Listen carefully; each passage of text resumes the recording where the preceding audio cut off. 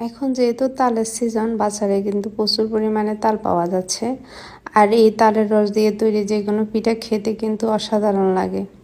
কিন্তু তালের রসটা বের করা ঝামেলা মনে করে আমরা অনেক সময় এই পিঠাগুলো খাওয়া থেকে বঞ্চিত হই। তাই আজকে 5 মিনিটে বের করা যায় এমন 2টি পদ্ধতিতে তালের রস বের করে দেখাবো। এখানে খুব ভালোভাবে পাকা একটা তাল নিয়েছি। তালটা ভালোভাবে ধুয়ে পরিষ্কার করে নিয়েছি। এখন তালের উপরে যে খোসাটা আছে এটা ছাড়িয়ে নিব। অবশ্যই একটু ভালোভাবে পাকা তাল নিতে হবে। তালের যে আটিগুলো আছে ওই আটিগুলো আলাদা করে নিব। মাঝখানে কিছু ময়লা ছিল, ওই ময়লাটা পরিষ্কার করে নিয়েছি। আমার এখানে মোট 3টা আটি হয়েছে। এখন আটিগুলোকে সামান্য পানি দিয়ে ভালোভাবে চটকে নিব। অবশ্যই এভাবে তালটা আগে একটু ভালোভাবে পানি দিয়ে চটকে নিতে হবে, তাহলে খুব ভালোভাবে রসটা বের করে নেওয়া যাবে।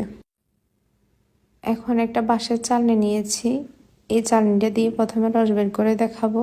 একটা তালের আটি নিয়ে এই চালনির ভিতরে ভালোভাবে চেপে চেপে ঘুরিয়ে ঘুরিয়ে ঘষে নিব।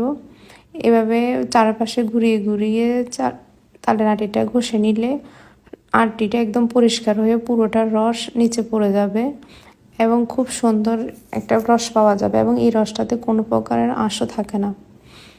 এখন একটা গ্রেটার নিয়ে নিয়েছি। এই গ্রেটারের ধারালো অংশ দিয়ে একইভাবে তালের আটিটা ঘুরিয়ে ঘুরিয়ে ঘষে নিব। এভাবে ঘুরিয়ে ঘুরিয়ে ঘষে নিলে তালের যে রসটা আছে এটা নিচে পড়ে যাবে, আর এবং আটিটা একদম সাদা হয়ে পুরোটা রস নিচে পড়ে যাবে, কোনো প্রকারের রস আর আটিতে থাকবে না। এই যে খুব সুন্দর একটা ঘন রস পড়েছে। এই রসটাতে কিছুটা আঁশ দেখা যাচ্ছে। এখন একটা চালনির সাহায্যে এই আঁশযুক্ত রসটা ছেঁকে নিব। ছেঁকে নিলে খুব সুন্দর একটা ঘন তালের রস কিন্তু রেডি। এভাবে তালের রস বের করে নিতে যেহেতু খুব বেশি পানি ইউজ করা হয় না, তাই খুব সুন্দর ঘন তালের রস পাওয়া যায়। আর এই রসটা দিয়ে পিঠা বানিয়ে খেলে কিন্তু পিঠাগুলোর কালার যেমন সুন্দর হয়, খুব ভালো ঘ্রাণ এবং স্বাদ পাওয়া যায়। এভাবে বক্সে ভরে তালের রসটা সারা বছরের জন্য ফ্রিজে সংরক্ষণ করে রাখতে পারেন। যদি ভালো লাগে একটা লাইক, কমেন্ট এবং শেয়ার করে দিবেন। ধন্যবাদ সবাইকে। আল্লাহ হাফেজ।